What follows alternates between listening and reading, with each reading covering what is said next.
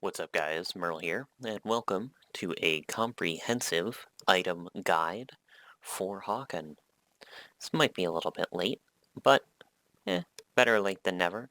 Thought I'd get my opinion out there on all the items, and this is also going to be sort of an ode to orbs and why they're super overpowered and why I think that Hawken would have been a better game without them existing as an item in the game. So what I'm going to do first is I'm going to go through all the items. I'm going to talk about how good I think they are, what they do, and how to utilize them. And then after that, I'm going to talk about why orbs are significantly better than every other item, and talk about how the game would be a lot more balanced if they simply didn't exist. So we're going to start off with the Detonator. The Detonator is a very simple item. It flies in a straight line rather slowly. It has a large splash radius, and it can deal up to 60, I believe 60 damage when it detonates. This item is very solid. It was really good for certain primary weapons on certain mechs because it would give you just a little bit of a damage boost in your alpha strike, which could potentially mean that you could go from not one-shotting certain mechs to actually being able to one-shot certain mechs. But as you're going to see when we compare it to the repair charge, the Detonator can deal a maximum of 60 damage, whereas the repair charge heals you for 170.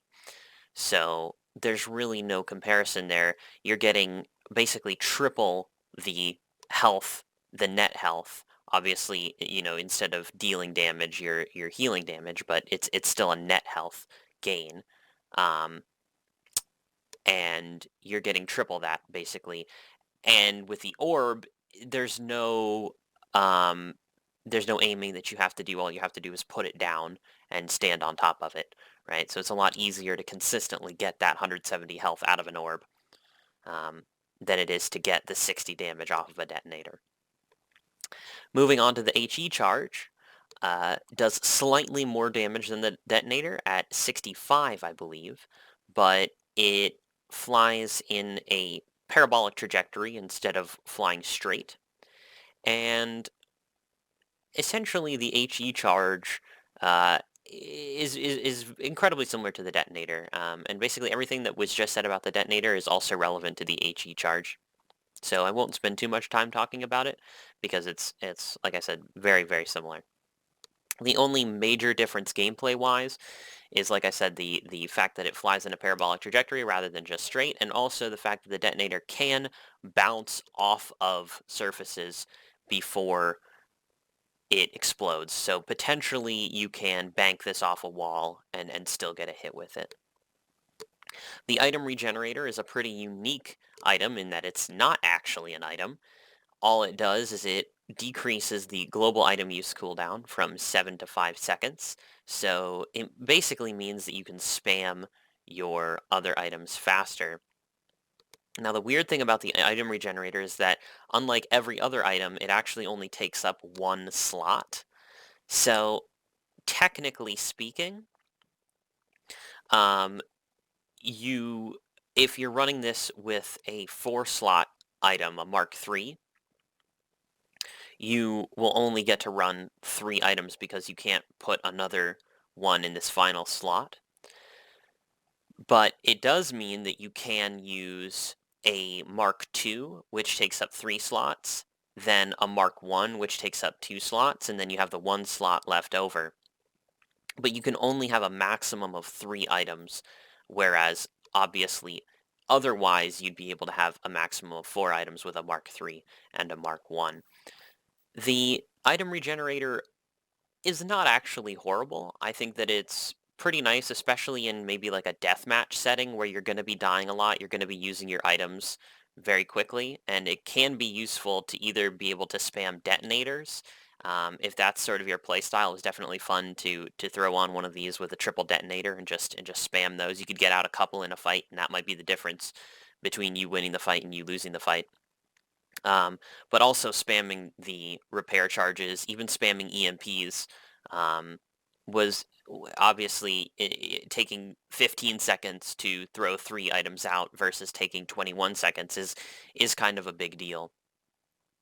But I didn't see many people running this simply because the ability to have 4 items was generally deemed better than the ability to use 3 items slightly faster. Moving on to the Blockade.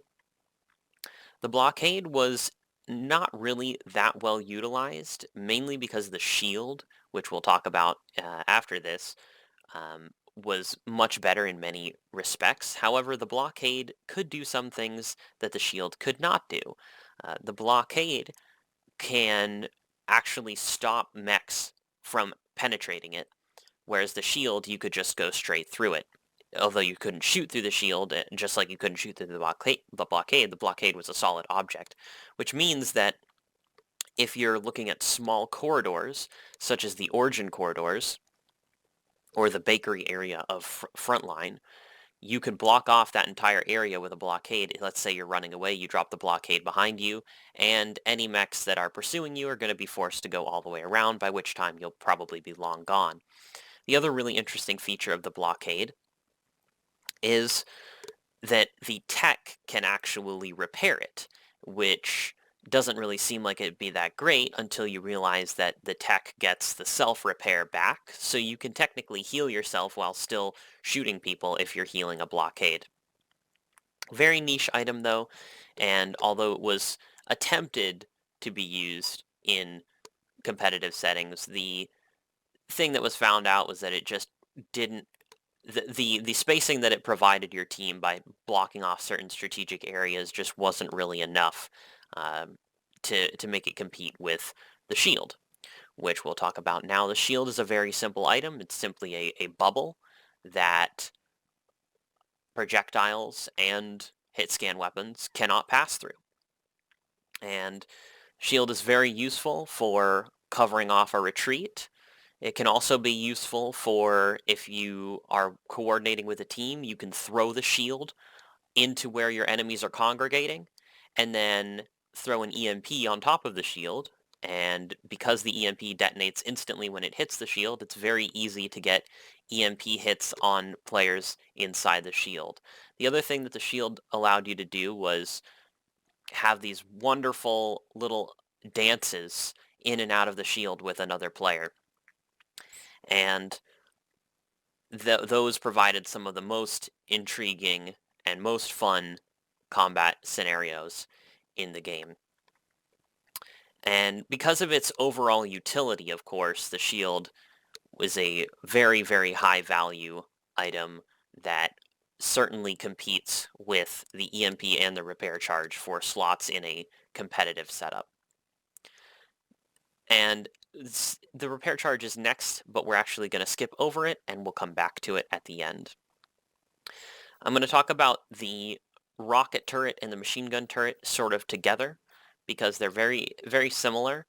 In my opinion, the rocket turret is simply a worse version of the machine gun turret, and that's simply because the rocket turret has a time that the rocket has to travel, but when it shoots, it aims at where you are. So it's much more difficult for the rocket turret to get hits because unless the target that it's shooting at is very close, the target will be long gone from where the rocket turret was shooting by the time the rocket actually gets there. Whereas the MG turret, because it was hit scan, obviously it's gonna hit you regardless of what you're doing. And the MG turret was actually, after Reloaded buffed the HP, it actually wasn't too bad of an item, especially versus A classes. The problem with both of the turrets, though, was the fact that all you had to do was walk over it and you would instantly destroy it. So let's say you're in a close quarters fight, somebody throws down the MG turret. It takes a little bit of time for the turret to set up before it starts doing damage, and in that time, you can probably just walk right over it. And I would definitely actually compare the MG turret to, say, the Detonator. If you're lucky, it's gonna get somewhere in the neighborhood of 60 damage in a fight before the enemy destroys it. And unlike the Detonator, of course, the enemy does actually have to either path over it or shoot at it in order to destroy it, which makes it slightly better in that regard, but it's slightly worse because it takes time to set up and because the 60 damage is done over time. And when we get into the orb comparison, we see again that it's just not worth it. Like if you're very, very lucky, the MG turret might do 170 damage, which is what the orb heals again. Might do that over multiple targets over a very long time, but that's a really unlikely scenario. Whereas just healing a full 170 HP on an orb is something that happens all the time. Next, we have the hologram, which is kind of a meme item. Um, it was certainly fun and it provided for a lot of interesting gameplay, but the problem with the hologram is that all you had to do was shoot it once and you knew that it wasn't a player and you could just move on. Um, and it didn't really provide any tangible benefit. The thing is that in a game like, I think one of the first games that really had super popular hologram mechanics was Halo Reach. And in Halo, even though the time to kill is much higher than a game, say, like Call of Duty, it's still much lower than Hawken. And in fact, the hologram was used in Halo Reach to divert the attention of enemy players. And in the short time that they are diverted by the hologram, that actually could give you the advantage to kill them. The thing with Hawken is that the time that somebody's going to be diverted by the hologram is basically the same, but the time that it takes to actually kill somebody is much, much, much longer. So what you end up with is a scenario where essentially the hologram it just doesn't do enough. You distract somebody for half a second, but it takes 4 or 5 seconds to kill them. Whereas obviously in a game like Halo, if you distract somebody for half a second and it takes 1.5 seconds to kill them, that's a much bigger deal. Moving on from the hologram, we have the portable scanner, which I would consider to be not as good as the orb, but certainly almost more broken. Um, because it essentially took all of the map awareness and situational awareness and skill that Hawken took in regard to managing your radar and understanding the sounds, and it essentially just destroyed all of that and said, okay, well, we're going to give you all of that for free in this one item that takes 0 skill to actually deploy, because all you have to do is just throw it down on the ground, and until your enemy finds it, which could take quite a while, you essentially have like free reign over an entire area where you just know exactly where all of your opponents are. Um, it was super, super, super busted, not in the sense that it was necessarily completely overpowered, which I definitely think it was, but the problem was that it took a lot of skill and depth out of the gameplay. Um, and it was completely banned in all competitive settings. So it wasn't really necessarily relevant to the competitive meta, not because it wasn't good, but because it was not something that people in a competitive setting even wanted to deal with or try to balance. Um, just a really bad gameplay mechanic altogether. And really, in my opinion, not worth talking about simply because like I said, I don't think it really contributed anything to having fun playing the game. Now, the Radar Scrambler, on the other hand, was a very interesting item. In a vacuum, it's not that great because the once you sort of memorized the patterns of the Radar Scrambler, it was pretty easy to sort of avoid just avoid those dots on the radar and focus on the dots that were actually real, sort of in your mind's eye. But when you have lots of things going on and there's a bunch of teammates and a bunch of enemies in the area, the Scrambler did make it significantly more difficult to figure out what was going on just by looking at your radar.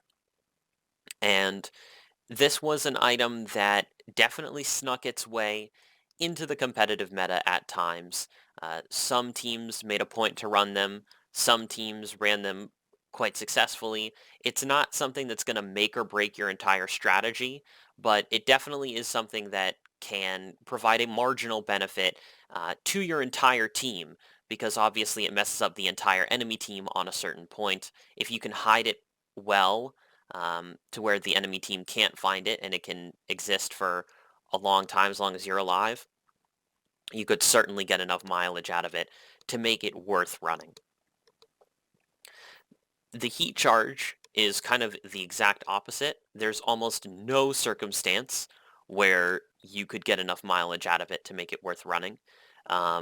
It was sort of effective as an area denial tool, but the thing is that um, giving heat to an opponent isn't really that great, um, because the heat charge actually got used up very quickly. In fact, if somebody was standing in it, it would barely overheat them if they stood in it the entire time before the heat charge actually disappeared.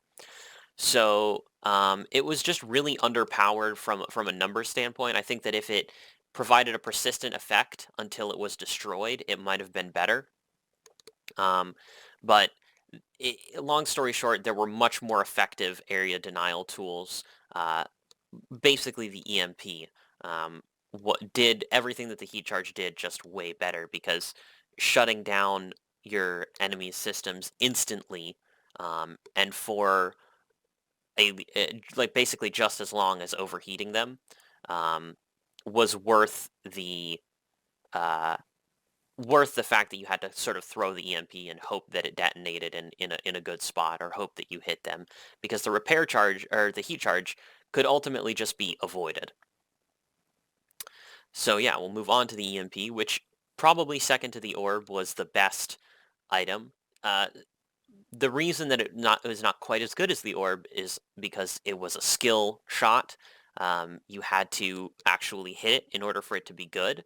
But the thing that makes it competitive is that if you did hit it in a vacuum in a 1v1 scenario, it was basically almost like instantly winning, because you basically just have 5 seconds where your enemy can't shoot at you, which is completely insane. And if you're a decent player, you should be able to kill somebody even somebody who's trying to dodge all your shots. You should be able to get them at least very low in the 5 seconds that they're unable to shoot at you at all.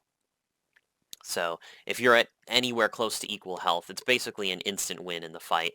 And if you manage to tag multiple people with one EMP, if they're grouped up, you essentially can win an entire fight for your team with just one item, which is something that the orb obviously, not even the orb can compete with. So EMPs were very vital to the competitive meta. Along with shields, because as I stated previously, if you had a shield, or even if your opponent put up a shield, you could use that shield to essentially control exactly when your EMP would detonate, which is very powerful. Then we move on to the final item, before we'll get to talk about the orb, which is the ISM Disruptor. And the ISM Disruptor is essentially the EMP, but worse in every way. So I don't think this is another item that I just don't really think is worth talking about, because it just straight up like wasn't anywhere near as good as the EMP, couldn't compete with the EMP in really any respect. So um, I don't think that it offered really any advantage over the EMP. There's not really any tangible benefit that the ISM Disruptor you could say, oh yeah, the ISM Disruptor is worse in every way, but it is slightly better in this. Like, not being able to see ultimately isn't really that big of a deal once you know the maps. I released one of my daily Hawken contents a while ago. There's like, I get ISM'd and I just still have perfect movement, know exactly where I'm going, go right where I need to go. I've even, looking through my old footage, like, killed multiple people while ISM'd because it wasn't like a perfect blackout and you could kind of still tell where they were going to be. So yeah, overall it was just incredibly weak. And definitely, if Hawken were to continue to be developed in this form, you would definitely want to see a massive buff to the ISM to make it anywhere close to being viable. And finally, we get to the Repair Charger the Orb. This item is obviously what basically the entire competitive meta was built around, and the reason for that, as previously stated, is the fact that it gives you 170 health, which is huge. That's like over half the health of many A classes in one go. And literally all you have to do is put it down and stand on it in order to get this benefit. So the fact that it was so consistent in being able to give you a giant health boost just made it completely busted, and even more busted when you combined it with the quote-unquote orb lording internals. But you know, like I said, the two things that just take this item and make it so much better than everything else: the fact that it gives you a massive benefit, and the fact that that massive benefit is incredibly easy to attain. Now, obviously, there was a tremendous amount of skill in utilizing orbs to their maximum amount, in terms of placing them properly, playing mind games around them to make sure that opponents, that you weren't too predictable in going to the orb, um, and various, tactics and movement that surrounded the orb play. But overall, like, even for the very most basic use, which was just putting it down and standing directly on top of it, it was still excellent. And so good, in fact, that I think that the really only way to actually balance this item would be to just completely remove it from the game, because I feel like the gameplay that sort of erupted out of it just had to do with, there was a pile of orbs, because when mechs die, they're going to drop an orb, and if you put an orb on top of that, you heal twice as fast, and almost twice as much, which is completely ridiculous. And so you'd have, somebody would die, then somebody would come on top of that orb and place another orb. Then if they died on top of that, you'd have another person come in, and there's 3 orbs there now, and they can put another one, and then it's just a giant pile of orbs, and every fight just becomes who can stand on the orbs the best instead of who can outmaneuver their opponent the best. So this sort of gets solved if you can no longer place down orbs yourself, because you only have, the single orbs that come out from mechs dying, right? And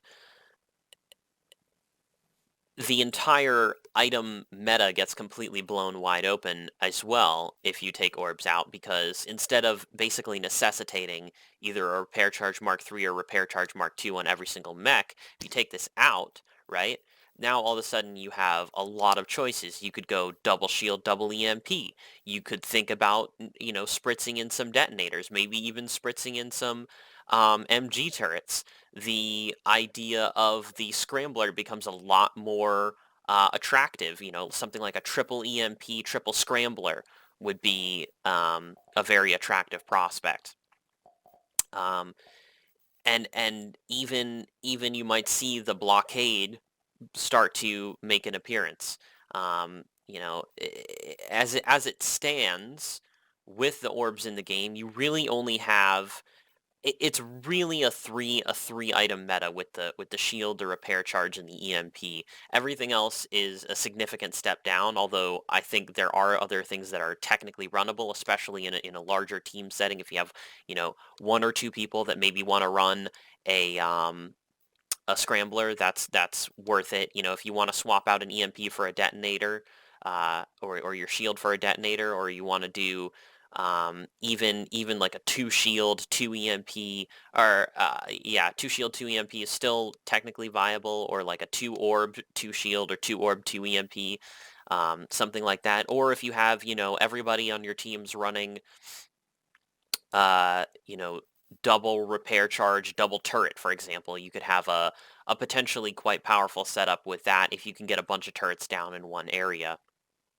Although that's a very niche circumstance by itself, and really would require decent map control, which means you're already winning the game. In order to get that set up. But you take the repair charge out, and then all of a sudden everything just becomes so much more wide open. You don't have to like 3 of these slots, for a Mark II orb, which is basically the minimum that you would almost have to have on every single mech. All of a sudden that's open, and so what was 2 orb 2 EMP loadout could be a 2 EMP and 2 scrambler loadout, or a 3 EMP 1 scrambler loadout, or a 3 detonator 1 shield loadout, or a 3 detonator 1 EMP. Like, it just opens up that second slot to so many possibilities, so many interesting combinations, and really would increase the depth of the item meta by so much, just when you take out that essential necessity for the orb. So it's a shame that we never got that balance pass, and what they ended up doing with the orbs was a lot less effective at nerfing them. And yeah, ultimately, you know, if we had Hawken to do over again, that would be something that I would hope that would happen. Um, and yeah, that's sort of a comprehensive guide to all the items in Hawken. Hope you enjoyed. If you have any uh, thoughts, I'd love to hear them. If you agree, disagree, love to hear about it. GG's, and we'll see you in the next one.